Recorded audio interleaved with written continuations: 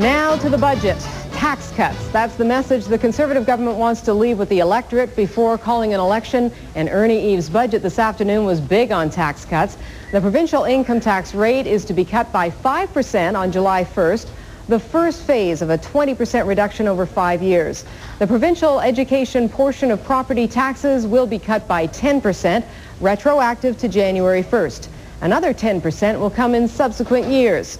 Health spending will rise $1.6 billion this year, the first phase of a 20% increase totaling $3.8 billion over 5 years.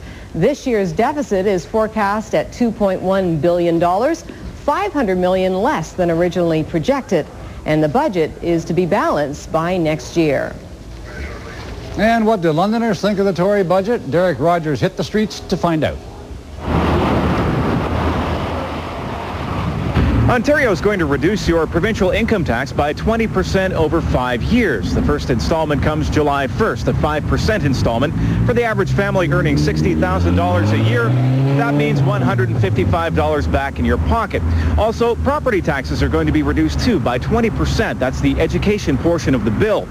If you're lucky enough to own a home that's worth $250,000, that means $115 back in your pocket again.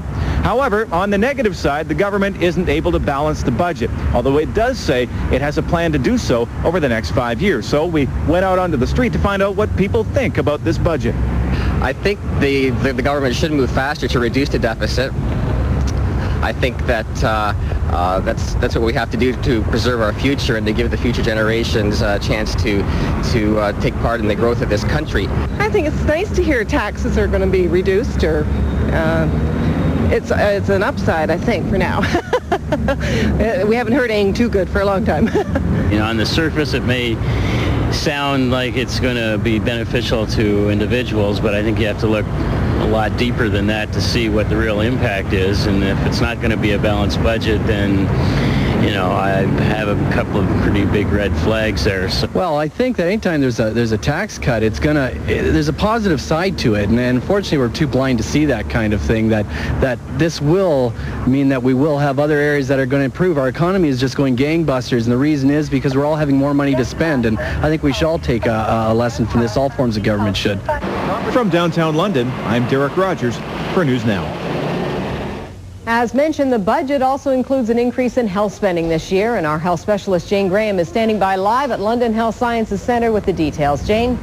Well, Kate, Ernie Eves says healthcare spending will increase by $1.6 billion. Now, that includes $945 million in restored federal transfer payments. Now, the figures can be very confusing, of course, because of the announcements we've told you about for healthcare funding over the past few weeks. More money for emergency rooms, more money for the hiring of more nurses, as well as for home care.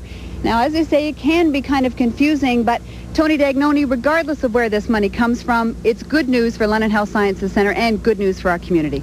It's great news, not only for the people who are going to be delivering healthcare services of tomorrow, but the people who will be receiving all of these services into the future. I believe that this signals the fact that the cuts are over with, and now we begin to rebuild. And it's going to take some time, but certainly this is the best provincial budget that I have seen for many, many years. Now, you've been at Queen's Park, involved in a lot of meetings. Are the politicians finally listening? Yes, I believe that they have listened, and I think it's important for us to work with our government now and make sure that we take this money, make the best possible use, because there's a lot of things that we must do to make sure that Ontario gets back into a leadership role once again when it comes to delivering quality health services to the people of Ontario. Great. Tony, thank you very much for joining us tonight. And Kate, as Tony said, this is not going to happen overnight, but he is very hopeful that it will be happening rather soon in our community. A lot of people will be. Thank you very much, okay. Jane, health specialist Jane Graham. And Ross will have more budget coverage during Daily Money a little later on News Now. And for those out working on the land, they'd love to see a little rain. Jay, what are the chances? Well, certainly not tonight. We've got, once again, just clear skies across the whole area. A lot of dry air that has really been dominating. And one of the things that we get when we have clear skies and dry air are some dust devils. And our weather camera happened to be out a little bit earlier on today and picked up a dust devil, as you can see.